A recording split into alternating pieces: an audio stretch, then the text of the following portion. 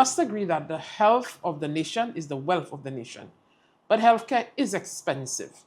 The Universal Health Coverage Project will continue to work with other departments under our parent Ministry of Health, Wellness and Elderly Affairs to be able to launch services within the essential package of health services in a phased manner.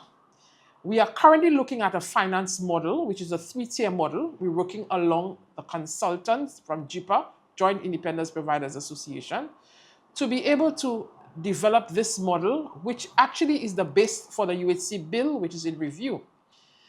The 3-tier model takes into consideration on Tier 1, the essential package of health services, which all St. Lucians will benefit from.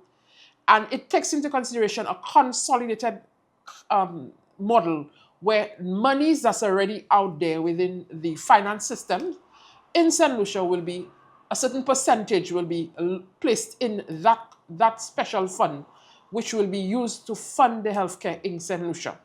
We're also working to put in a fixed amount of money per St. Lucian per annum or annually to be able to fund the Tier 1 or the essential package of health services, or even beyond the essential package of health services, which takes into hospital care. This particular model also allows us to have conversations with the insurance companies, which we've started. And usually the insurance companies, they tend to not to want to bring in persons with non-communicable diseases or communicable diseases, or persons who are retired, the older persons with more comorbidities.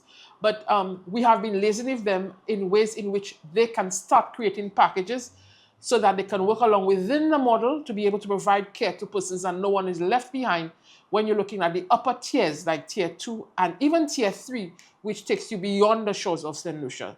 It is important to note that persons who cannot afford any form of care, when any form of payment towards healthcare, they will not be left behind, because in the model, we are considering persons who are unable to pay for the healthcare.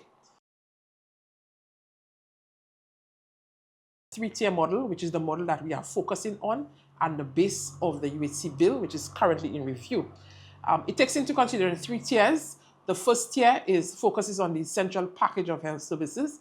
As I mentioned, we're working with a consultative firm, which will actually at the end of it give us a final figure of the amount of money that should be given to a St. Lucian, or not given, but allotted to the healthcare annually to each St. Lucian. And that amount of money will cover the essential package of health services and even go beyond the essential package of health services or beyond the basket.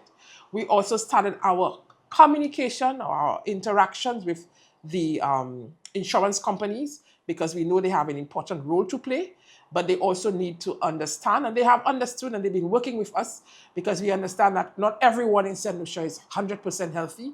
You have persons with non-communicable diseases, you have persons with communicable diseases, you have persons that are retired and are elderly with comorbidities, and therefore these individuals need to be considered so that they can get a package if they have to purchase a package. This will allow us to take care of Tier 2 and even overseas care, because a small percentage of the population, sometimes depending on the illness they have, we cannot take care of them on island, and therefore we need to go beyond the shores of St. Lucia. This model itself, the 3-tier model, also takes into consideration persons who cannot afford, because we understand there are persons in St. Lucia who will not be able to do anything or will not be able to contribute anything at all to the healthcare. And therefore, these individuals will not be left behind, and they will be considered in the model.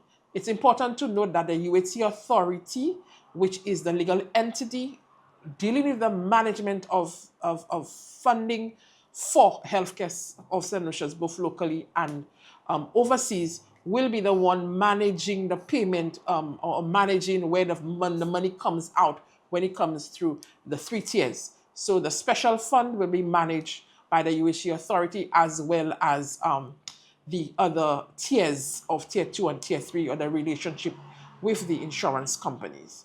One of the things that the really, really nice about this model is that it will allow you to receive care, and then the UHC authority will be the one being able to pay the service provider for the care that you have received.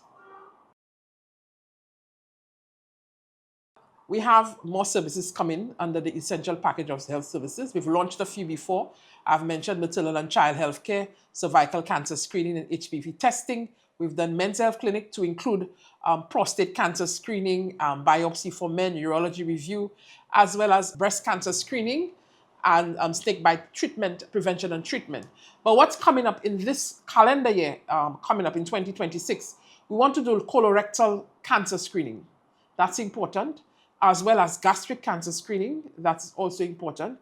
We want to ensure that we continue the hypertension and the diabetes screening and treatment that we've started under the PBF, which is the performance-based financing pilot project. We want to push that PBF methodology across the UHC projects. In that way, persons, not only staff could be incentivized, but as well as patients can be incentivized for doing their part in the healthcare as well.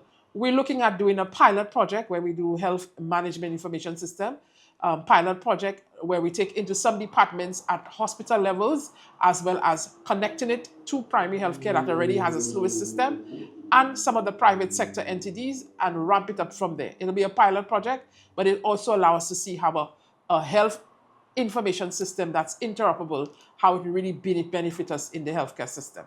And of course, we're looking at a entity, a UHC authority, which is a legal entity, focused on a system, a financial system to meet the finance needs of people of healthcare that has to be delivered not only locally, but overseas or beyond the shores of St. Lucia.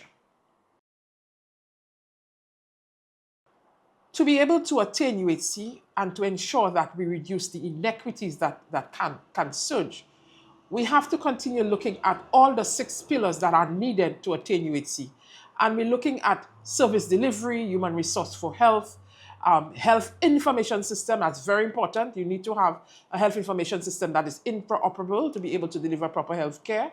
We're looking at having enough biomedical equipment, having enough medications and vaccines.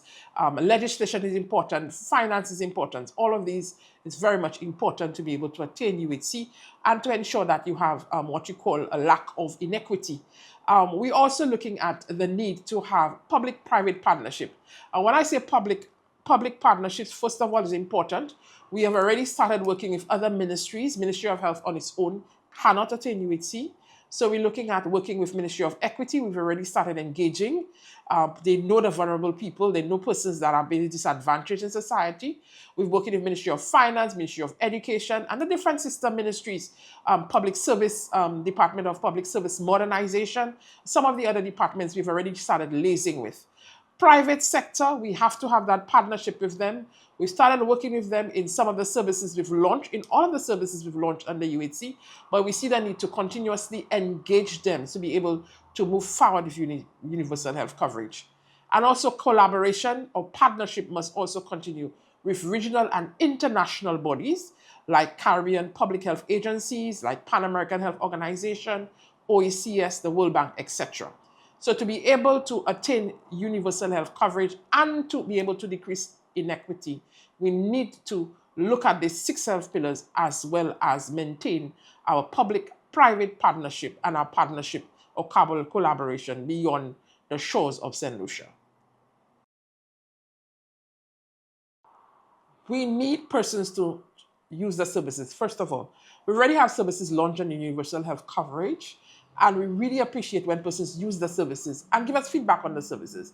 Some of the feedback may be positive feedback, it may be negative feedback, but feedback of any type is very important, and recommendations. This makes it even easier for us when we look into your recommendations to make the healthcare what it's supposed to be.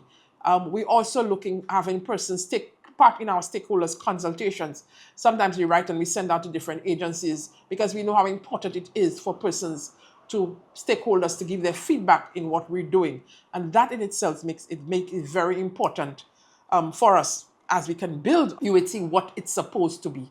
We also encourage the population to look out for our advertisements. Look out for when we have our Public Health Insider show on Wednesdays from 9:30 to 10 o'clock on Universal Health Coverage on NBC. All of these things will allow us to get your feedback, not only educate you, but allow to get your feedback on the services or what we're doing under UHC so that you can give us feedback and we can improve it. Universal health coverage is a nation-building exercise, and it's not for only one group of people, it's actually for all of St. Lucians. So we really appreciate the feedback that we get when persons use the services or participate in the activities that are related to universal health coverage for St. Lucia.